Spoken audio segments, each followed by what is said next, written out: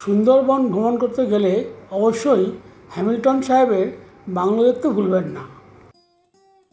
Hamilton সাহেবের পুরো নাম স্যার ড্যানিয়েল ম্যাকিনন হ্যামিল্টন। 1860 সালের 6 ডিসেম্বর স্কটল্যান্ড শহরে তিনি জন্মগ্রহণ করেন।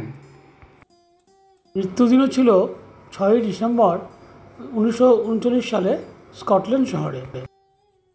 স্ত্রীর নাম ছিল lady Margaret Elizabeth Hamilton. Hamilton সাহেব বাংলাকে তার দ্বিতীয় হোম বানিয়েছিলেন। 20 শতাব্দীর প্রথম দিকে তিনি ম্যাকিনন ম্যাকেঞ্জি কোম্পানির কলকাতা শাখার প্রধান হয়ে এখানে আসেন।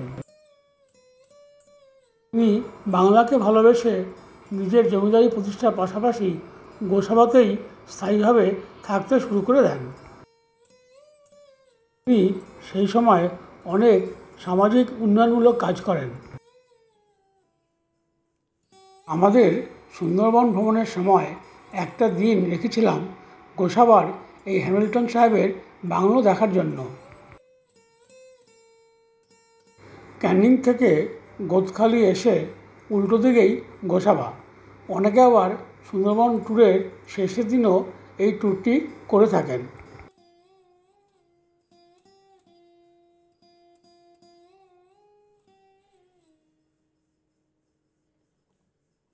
হ্যামিল্টন সাহেব নোবেল বিজয়ী কবি রবীন্দ্রনাথ ঠাকুরের সমসাময়িক এবং ঘনিষ্ঠ সহযোগী ছিলেন।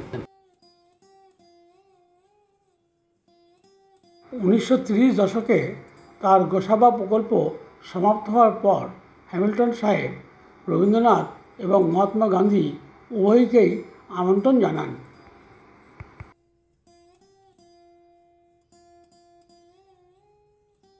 রবীন্দ্রনাথ ঠাকুর 1932 খ্রিস্টাব্দের ডিসেম্বরের শেষে গোসাবায় হ্যামিল্টন সাহেবের কর্মযজ্ঞ দেখতে এসেছিলেন। সাহেবের আতিথেয়তায় মুগ্ধ হয়ে তিনি দুদিন বেকন বাংলোয় ছিলেন। কিন্তু মহাত্মা গান্ধী নিজে না এলেও তিনি 1935 খ্রিস্টাব্দে ফেব্রুয়ারি মাসে তার ব্যক্তিগত সচিব মহাদেব দেশাইকে পাঠান। মহাদেব দেশাই গোসাবাতে হ্যামিল্টনের সঙ্গে প্রায় 1 সপ্তাহ কাটিয়েছিলেন।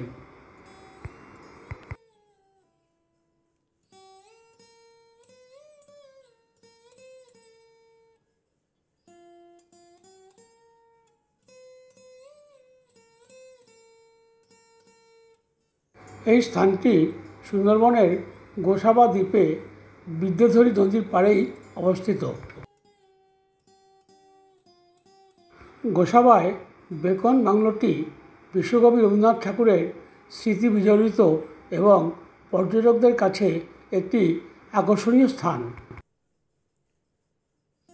প্রশাসন বাংলোটিকে পর্যটকদের জন্য আরও আকর্ষণীয় করে তোলার জন্য সংস্কার ও উন্নয়নের কাজ করছে।